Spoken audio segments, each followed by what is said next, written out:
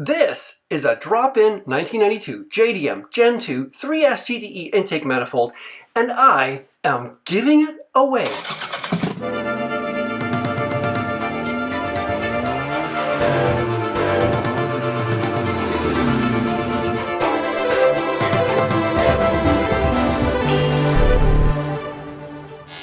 Being JDM, it does not have the EGR ports, so you are halfway to doing an EGR delete.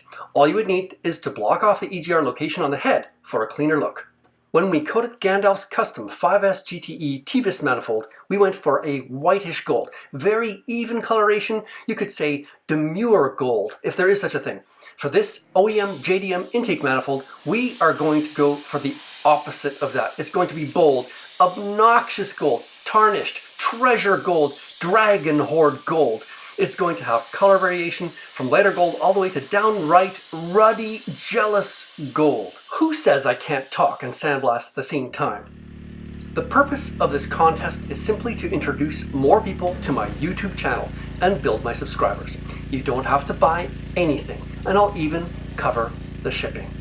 As before, this is a two-stage coating process. We are going to powder coat it using Super Chrome 2 for the primary layer, and then top coat it with tarnished gold.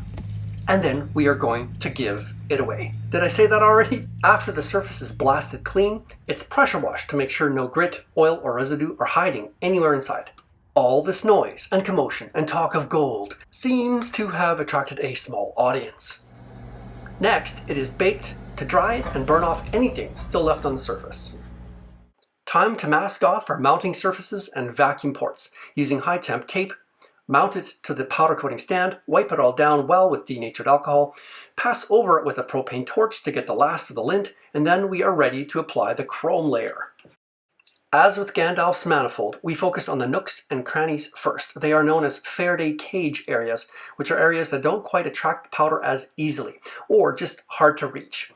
You never want to touch that part with the tip of the gun, or get close enough for the spark to jump. It will jump as much as half an inch or more. Once again, the rotating stand comes in very handy for getting in there from all directions. By the time we have done those angles, there is very little powder to do to the top of the manifold. Into the oven we go. Coverage looks like it went well. We'll find out soon enough. How about that? My audience just doubled.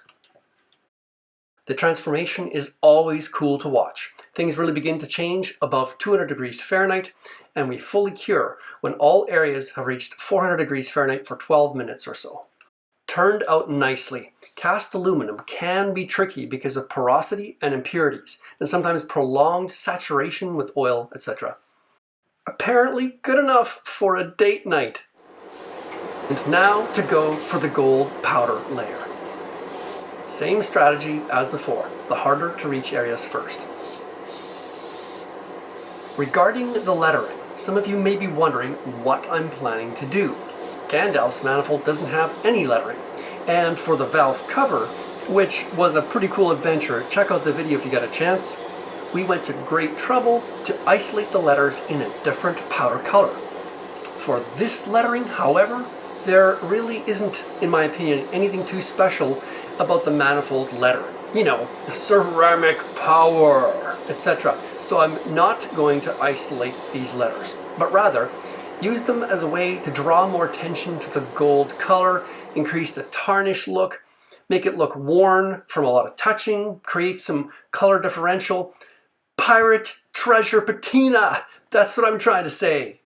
Oh, you know me. That's not the last time you're going to hear that term. Pirate treasure patina. So I'm just going to try a sticky lint roller and take off some powder from the lettering and area, since blowing it off will be too drastic and affect too large a zone, and I want it to have a bit of randomness. Then recoat it again lightly to return all spots to at least a light gold with some random contrast. When it bakes and flows out, hopefully gives us that pirate treasure patina. As usual, this is nerve-wracking.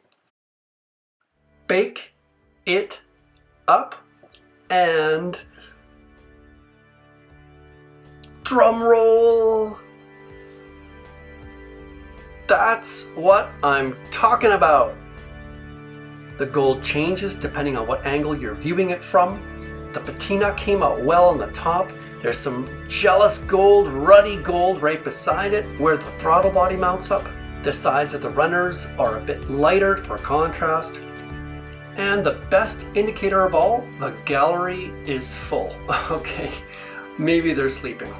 So remember my goal for this manifold compared to Gandalf's manifold? Here is a comparison you don't see every day. Mission accomplished? I think so. So what's the deal with this manifold giveaway? It's going to be a contest, a YouTube treasure hunt. What? So how will this YouTube treasure hunt intake manifold giveaway contest work? All new subscribers to my channel during this contest duration will automatically get a bunch of entries into a draw. But if you want to double, triple, even quadruple your chances, find the answers to 4 questions that will be revealed in the coming weeks. And the answers are hidden somewhere in my YouTube videos. A new question will come out every week or so. We will also be dropping some clues, and all questions and clues will be added and updated to this video description. Cyclops Performance on Instagram and the Cyclops Performance Facebook page. Those getting the answer correct without any clues get the most entries, and after clues are dropped, the answers won't be worth quite as much. All you need to do to be entered is subscribe or be subscribed to my YouTube channel, and then bump up your chances with correct answers.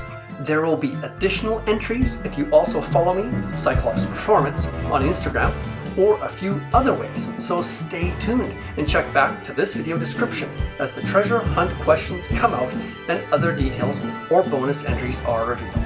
Let the intake manifold treasure hunt begin. Happy hunting!